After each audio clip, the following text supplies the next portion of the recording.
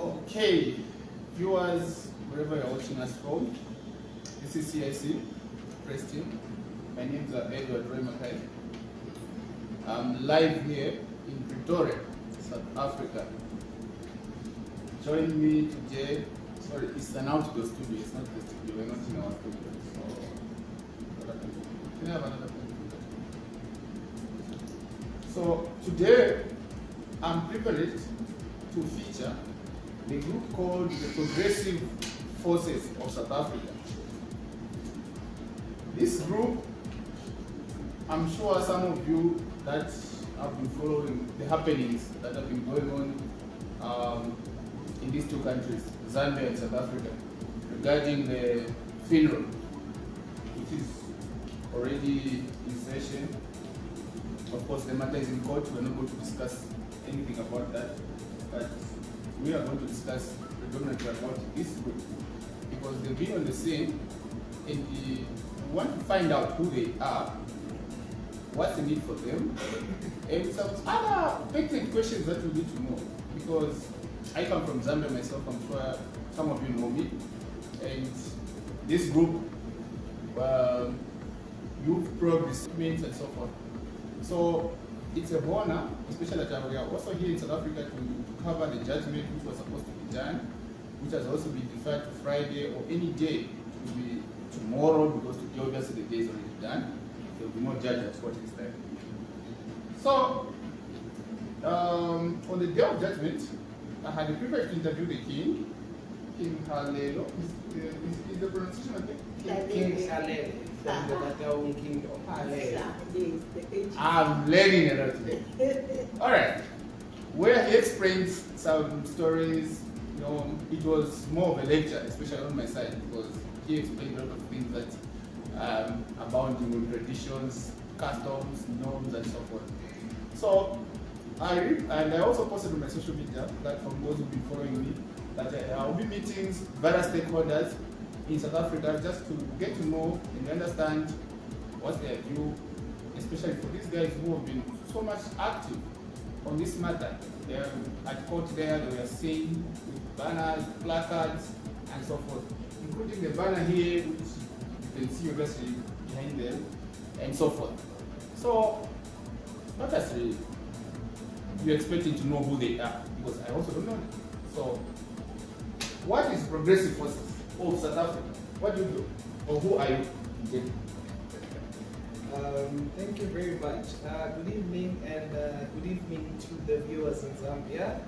My name is Mtetu Toby. I am the president of Progressive Forces of South Africa. I'll let my partner in this struggle to introduce herself, and then we'll take it from there. Good evening, viewers in Zambia. Good evening, viewers in the region. My name is Bona Sokolwane. I'm a national organizer of Progressive Forces of South Africa. Thank you. Thank you. Well, just coming back to your question, who is Progressive Forces? Progressive Forces is a movement that deals with the adequacy of and the advocacy of South Africans. It is a pressure group that has come to a point to say we have had enough, especially in our government.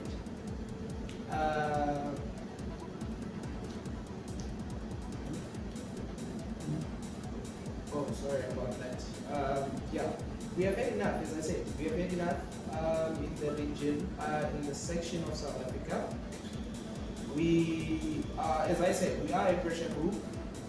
We are here to advocate for South African and South African rights and also our customs and norms in South Africa. Thank you. So, South African rights, customs, and norms.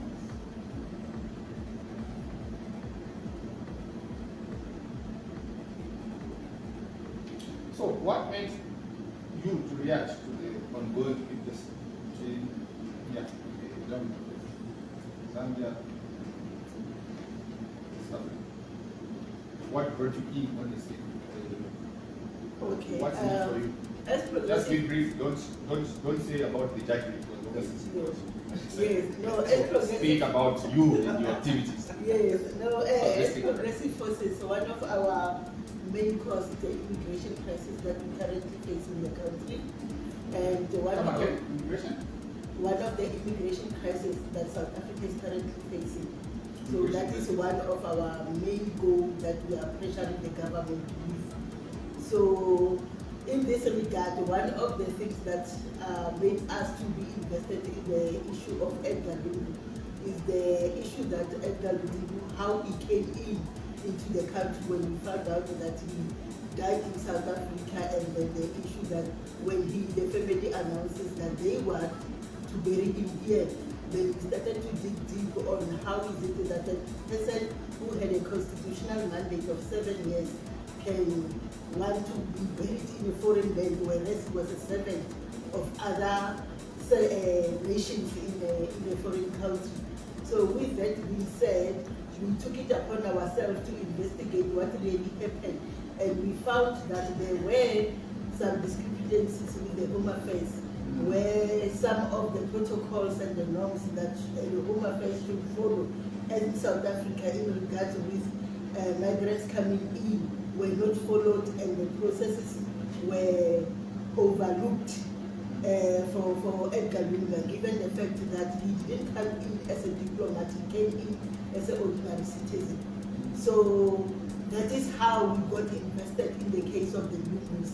We didn't just decide that we want to be involved with the Lungus. We came in and to be invested on the Lungus in regard to the way he came into the country, and him overstaying in the country is what prompted us as an organization and the movement to step up and dig deep onto the matter. Yes. You want to add something? Well, I just wanted to add to my leader here, who just said that. Be louder. Okay, I think we have audio okay. Just to add on what my leader is saying, that the vast interest into this, as we'll come back to what my first lady is saying, our cultures and norms of South Africa and any other African states are never the same. So we will be there and we want to protect and preserve our cultures and norms. Bringing other cultures, foreign cultures that we don't understand, it will be disturbing our own in that sense. So yeah, that's what Sure. So the reason why I'm sure you're wondering why I was making a lot of calls to meet you and ensure that we have this conversation is because I'm also concerned. There's a popular narrative in Zambia that people are questioning. Is it true that someone in Zambia is funding you? Allegedly, you sure that you do this? It's not me saying. No, it's not me saying, but that's. I'm just tell out the story. Is it true that someone in Zambia is funding you to do this? You're like the viewers. They will need to hear your response. Be honest. Be brief. If someone is funding you, state it right here so that put the matter. Who's funding you? I wish I knew a Zambian that can fund us, because there's a lot to be done in the country and a lot to be done in the region. At the moment, I didn't even know that it's popular in the narrative in Zambia that there's someone funding us, because I just saw one video from Mr. Mwamba, and when I checked, I saw that he was a former ambassador who claimed that we were given $5,000. In his video, that is what he initiated. Yeah. Our motto is very simple. We are saying uncaptured generation. That is it. The reason we stood up is because the African leaders have failed us. So if there's anyone that can try to capture us, not progressive forces, but if they want to try, they can come in. Manila, please give them the banking details. We are in those funds because there's a lot of work to be done, not only in South Africa, but in the region also. So please provide them with those banking details. We need that money. We won't be ashamed. We will announce also. Excuse me, I'm not providing this platform for you to look for money. The question is it true that someone is funding you? It's a yes or a no? It's a no, because we don't know one from Zambia. Okay. And we are not even in communication with anyone in Zambia, except I believe it's ordinary citizens that reached out to us when we started making noise and sending the letters to DICO and Home Affairs, who said we appreciate what you are doing, and only few that were disgruntled on what we were standing up for. Was that in South Africa or in Zambia? The people were in Zambia. They're in Zambia. They were in Zambia. So it's true that someone funded you from Zambia? No. Or what you're saying that after when you started, maybe you No, rephrase that. the people that we are talking with in Zambia Ah. on our channels or WhatsApp, because our numbers are on all those letters.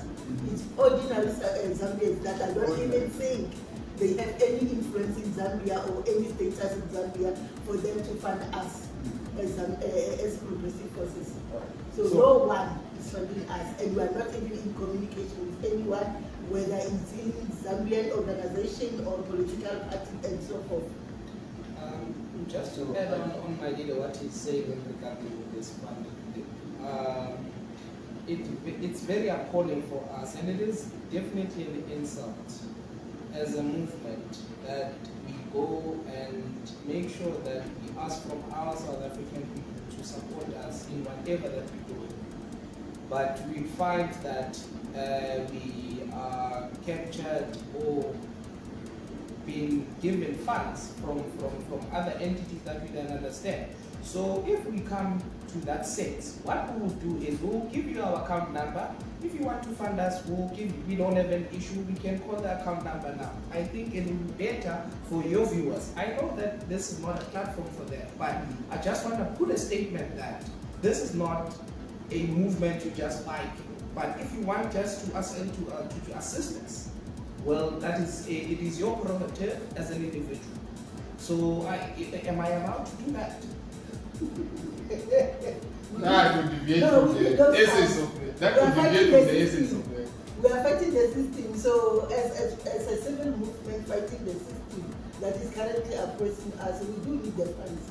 So hopefully you will allow us to put those banking details so that those people that claim they have funded us, they can send the money. We honestly need it, that yes. No, they're not claiming they funded you.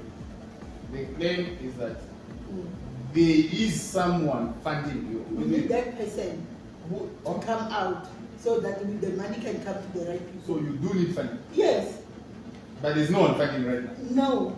No one from Zambia, from the political Not even in side, South from the Africa. ruling party, In from South the Africa, opposition, no. from anyone funding you. No. So basically you're saying it's not true that someone funded you. It's not true. Alright, we are bringing that up.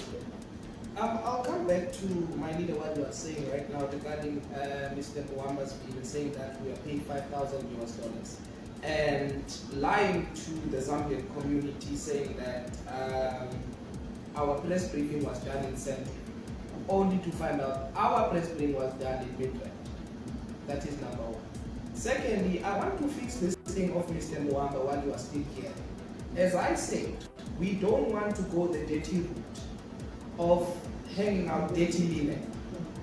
We know his dirty linen, we know his prostitutional life, we know his life of I don't want, let me just hold it there, because I don't want to use words that are not of governance, but in this sense, it is an insult back to the movement again to say that we are funded by forces. We want that proof from him who's saying that we are funded by forces. We need that proof from him. We are a civil movement that is given by South Africans to say that, yes, we believe in the rights of what you are doing, and we know that you can move forward with this. So that's where we are. Okay. Yeah.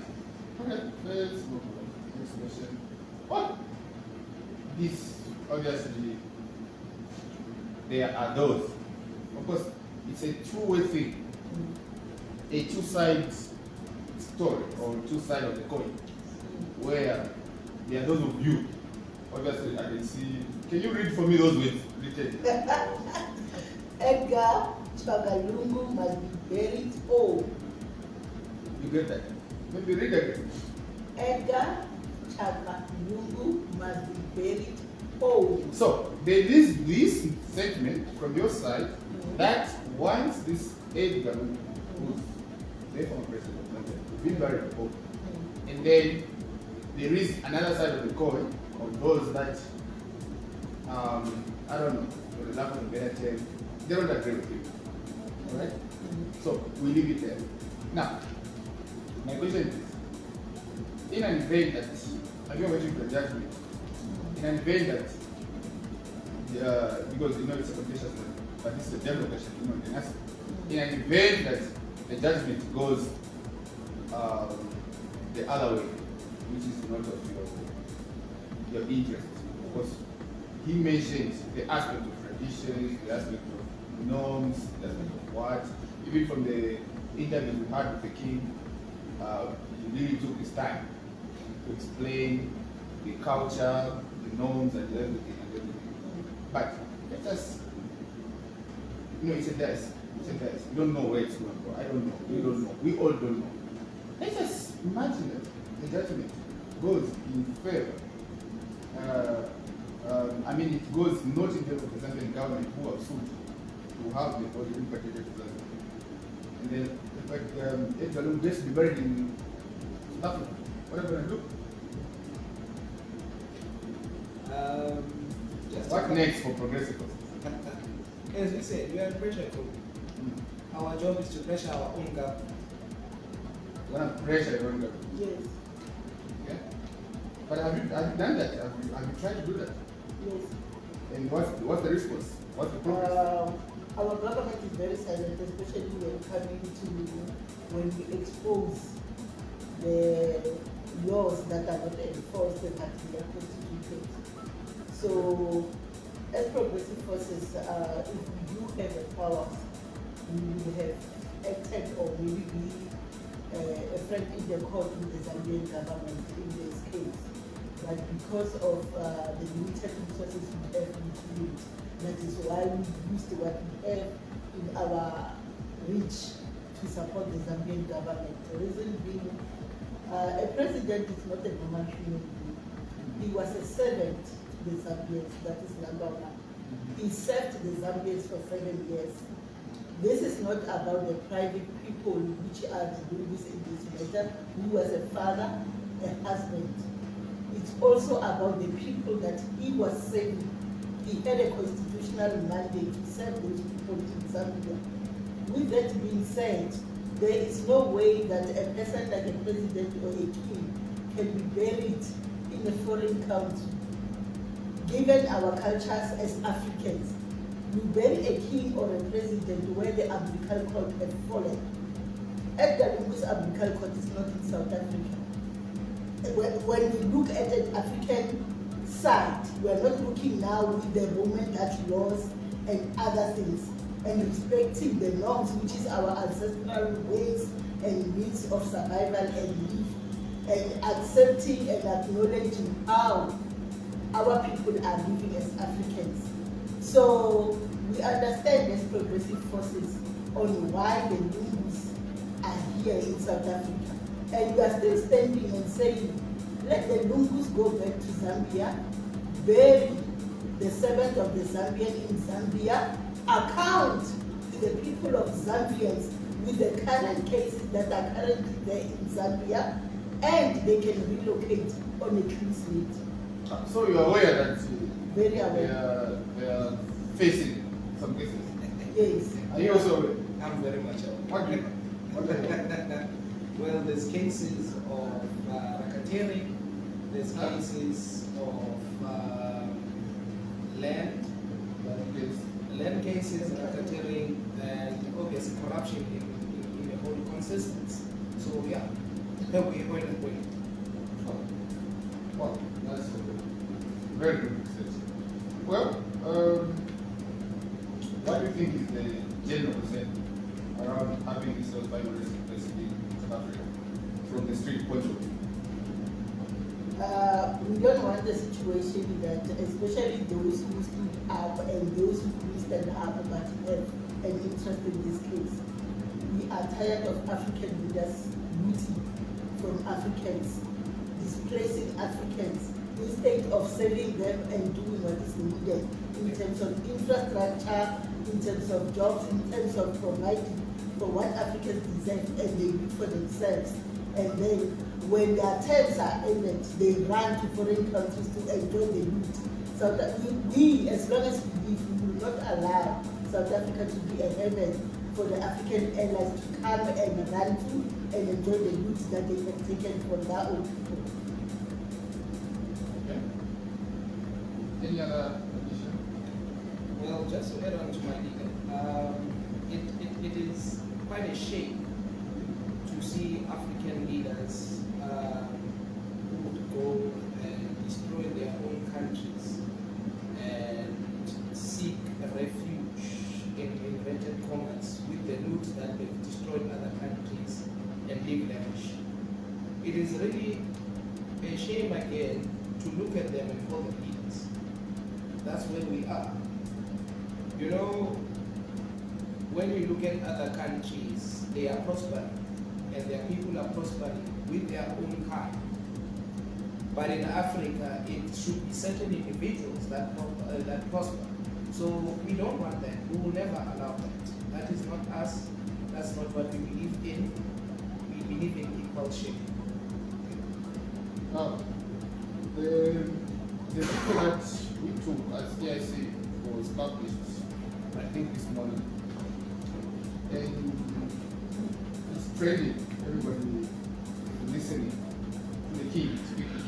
Because in African society, we believe kings, chiefs, statesmen, these have been custodians of leadership from time immemorial before all these political governance came into office.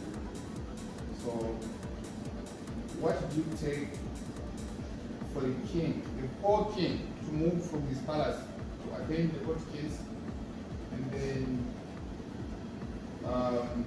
attend the court case?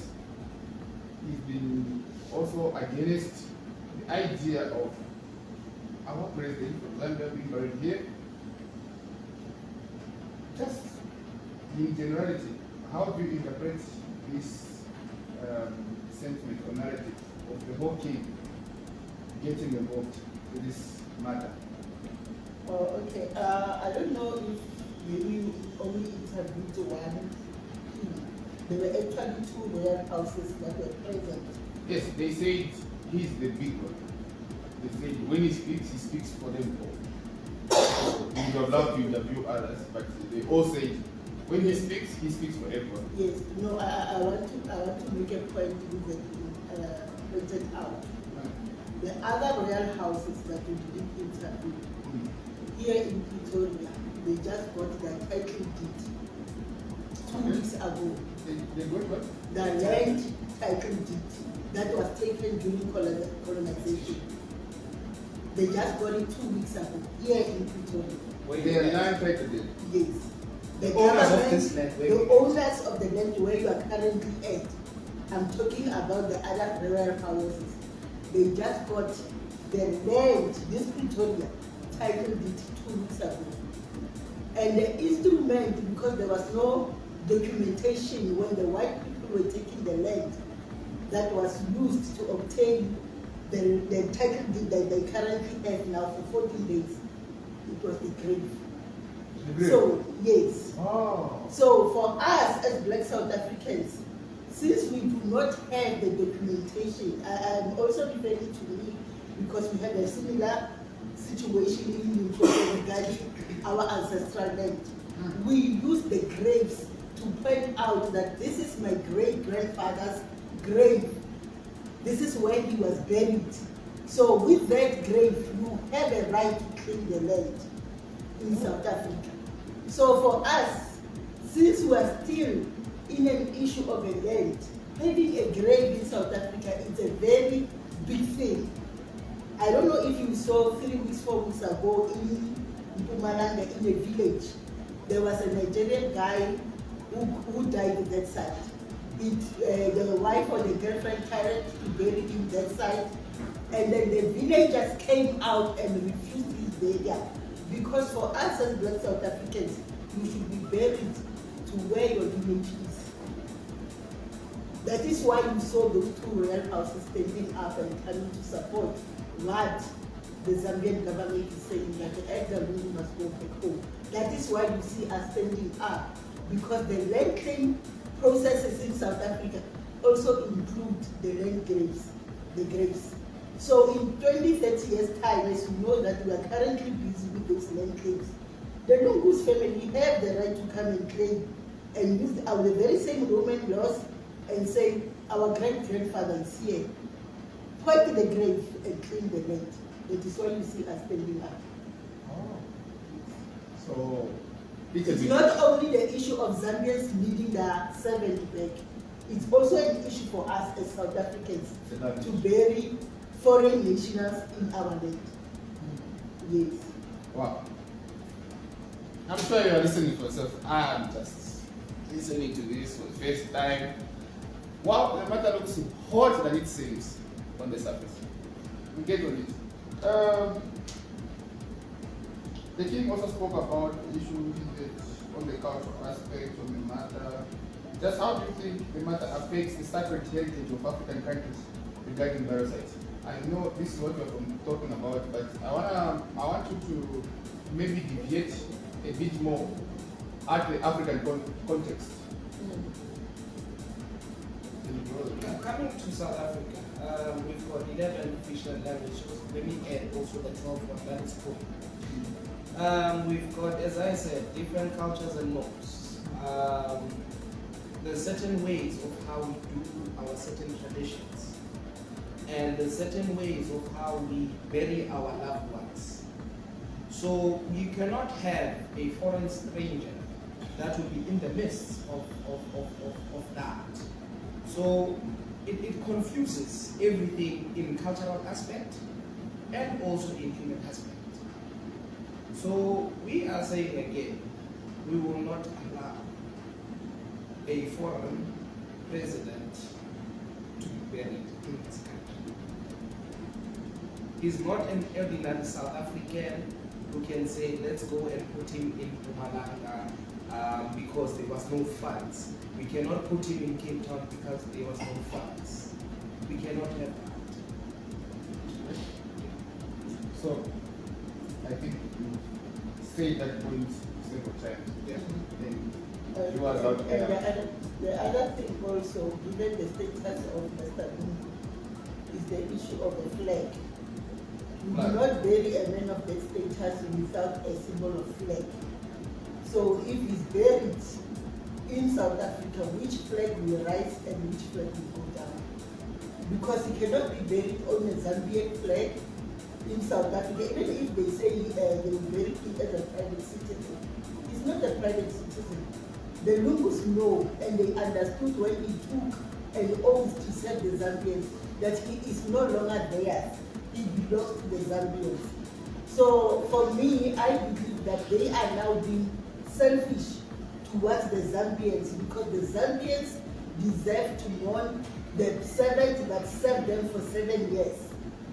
Whether he was good or bad, in Africa, whether the person was doing it good or bad, when he passes away, you give the person a respect. We believe that Zambians deserve to have that opportunity and mourn their president. Yes. Wow. This looks like it's a big issue. It's a big issue. Well, in my country, sorry to say this, it's just a bit political. They don't want the president to be like what our quote from the Attorney General yesterday when he said the elephant in the room here is the HX not being on the design of the carbon. And we're not going to discuss that because so it's already in court. But the Attorney General mentioned it. So I just wanted to put out that it seems contested in a different divisions based on the borders.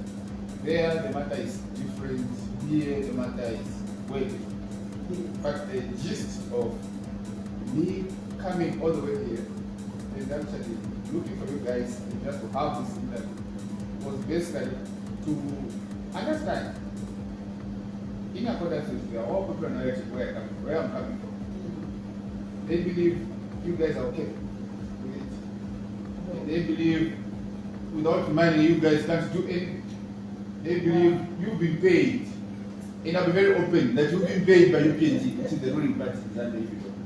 Okay, so that's the popular narrative out there. So as parents of the story, we just want to ask, just find out. So I'm really grateful for the responses you made, because there seems to be more than what we think, or more than what the viewers out there in Zambia think. You are making to say? Yes, I also wanted to highlight something. The matter might be popular in Zambia, but I can assure you in South Africa, the government and the media have made sure they have surpassed the matter. And even people that are in key positions don't know what is happening. I will give you an example. When we went to apply for a picketing permit at the court, the security cluster team didn't even understand how severe the matter is until we presented it to them. And they were still surprised that the Zambian president is still here in South Africa, because the last time they heard about the matter is when the government announces that president of Zambia had passed away in Pretoria. That was it. How far is everything? Ordinary South Africans, they do not know, unless those that have maybe have access to social media and those that have came across us. Yes. Anything? Just getting to our government on our side was mum on the situation, was very mum. And as my leader was saying, when we were going to stakeholders, SAPS, that is our South African Police Services, looking for permission to weekend regarding the situation, it gave us that context of saying that, is it really true that our own South African police are misinformed or not informed at all? And what is the reason into that situation? Is it deliberately that this thing has been done? That is the question we have. Well, so what would your remarks regarding the issue?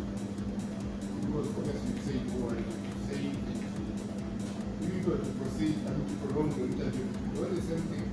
So what would your remarks? On my side, my entry remarks will go to the African leaders. African. Yes. What? Before you answer that, there's a question I asked you. You said contextualize this matter at the African stage regarding the virus, not just the South African issue in Zambia. Of course, you've spoken about the land issue that you're having here in South Africa, the cultural norms and everything. And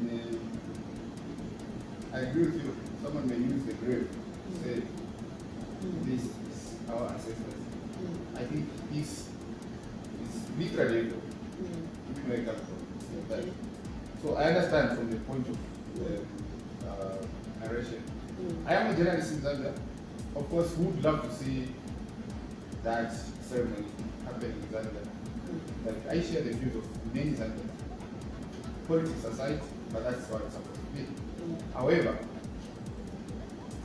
we have buried 6 presidents in Zambia, because right now we don't have the current, the former president. We only have the current one. All of them have been buried in Zambia at embassy. I don't know if you go to Zambia at embassy. So, however, the matter that is more political than it is here on the cultural aspect, the land issue, and it's something that I don't know if it's the right way to use to say it's a generational crisis that may arise beyond the current happenings with your kids, their kids, the grandkids, and those and those. So you want to prevent it. I understand from that point of view. My question was that generalize this matter at an African context. What I mean by African context is in regard of the viruses. This is something that the king said, right? About the issue of that he did on cultural aspect of the matter. That's how do you think this matter affects the sacred heritage of African countries regarding the viruses? That's the answer. I think you didn't hear me clearly when I said we've got about 12 official languages in this country. That is correct. We've got Zulu, Venda, Xhosa, Sotho, Tswana, Baby, Afrikaans, Khoi, etc. Now, everybody has their norms of how they do things. I cannot, as a Xhosa person, go and impose to a Zulu person how things are done. Highly impossible. So I think in that aspect, you cannot bring the customs of Edgar Lungu to our own lives.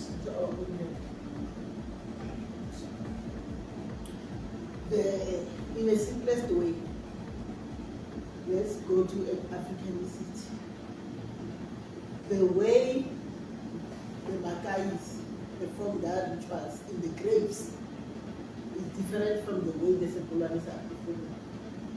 And in South Africa, our cultures are very much strong that if I die, let's say in KZN, I won't be buried in the village in KZN, I'll be taken back home in Mohule, where I come from, to be buried with my people.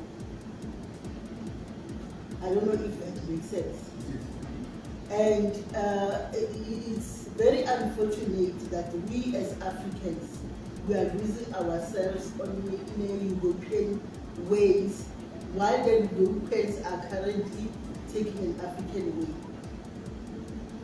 Where our presidents go when they are inaugurated now in Britain, whether it's the past Queen Elizabeth or the son now King Charles.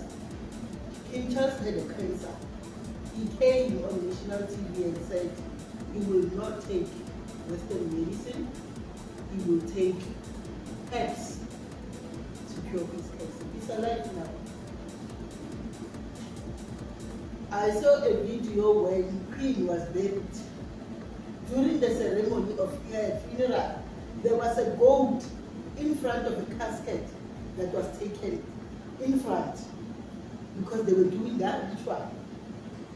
I believe maybe you know the Queen's history.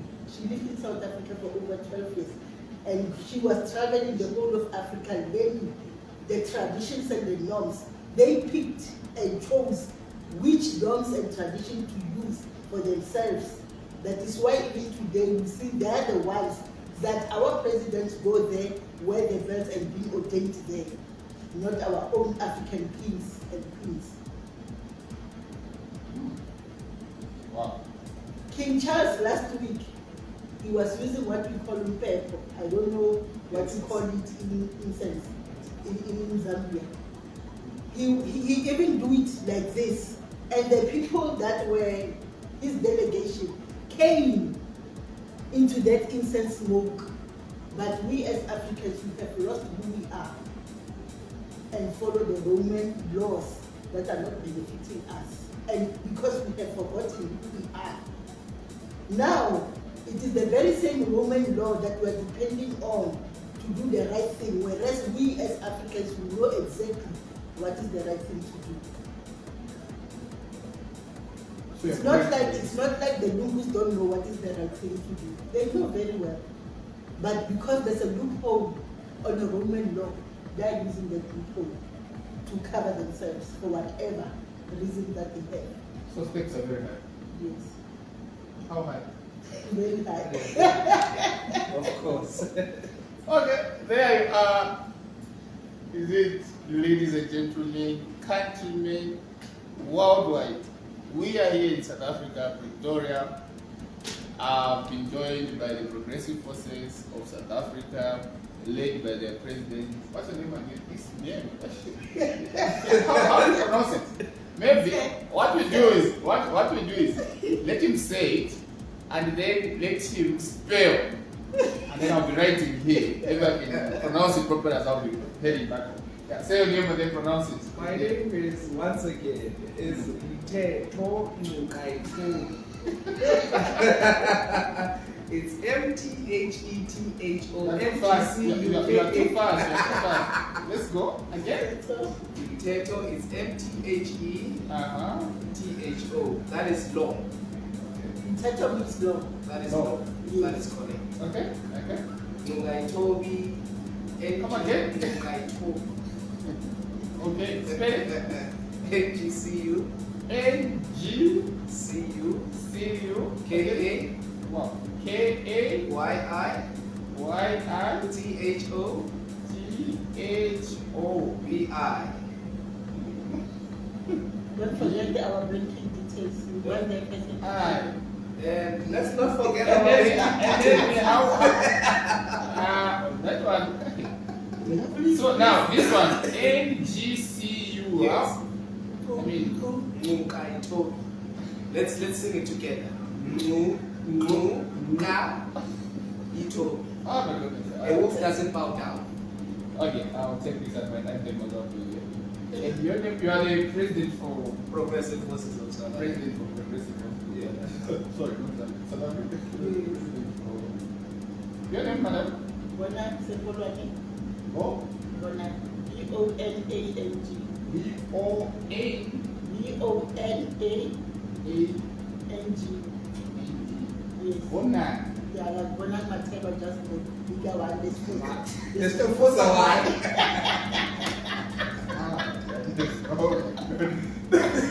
So when these English names were coming, you guys refused or what happened? You didn't want English names? No.